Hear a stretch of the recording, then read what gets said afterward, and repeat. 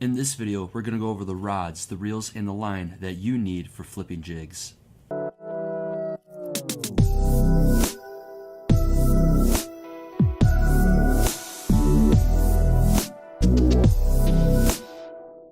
Welcome back to Inspirational Outdoors, guys. I'm Jake McHugh, and today we're going over everything that you need to know about flipping jig rods.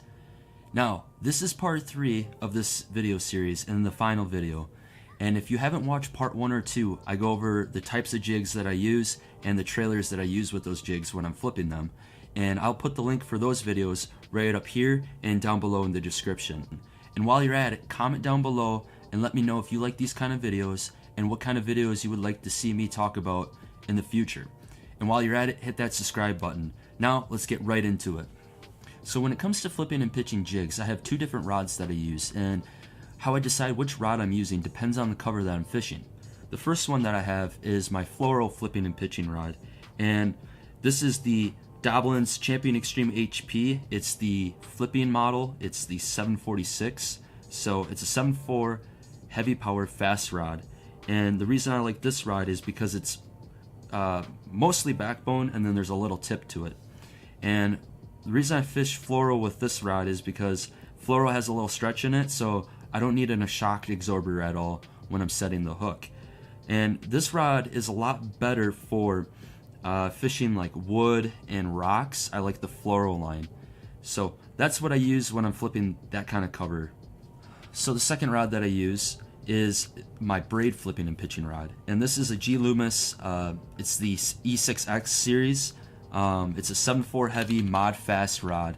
And the reason why I go with a mod fast when I'm fishing with braided line is because it has more of a bend and it acts as a shock absorber, because braid doesn't stretch whatsoever. So I like using this rod for when I'm fishing around grass and I'm ripping the jigs through grass and different kind of brush. So grass, I go with braid. Wood, rocks, I go with FLUORO. So when it comes to line, when you're flipping and pitching jigs, the braided line I like to use 50 pound, and I like to use like an 8 carrier braid. Like I use the Sunline FX2 flipping and frogging braid that was designed by Dean Rojas. I really love that line a lot. I'll link some other different types of 8 carrier braids down in the description below if you can't get that one as easy. When it comes to FLUORO though, I like 20 pound FLUORO. I know some people like using 25. It depends on how heavy of a cover that you're fishing, but I think 20 pound FLUORO is a really good starting point.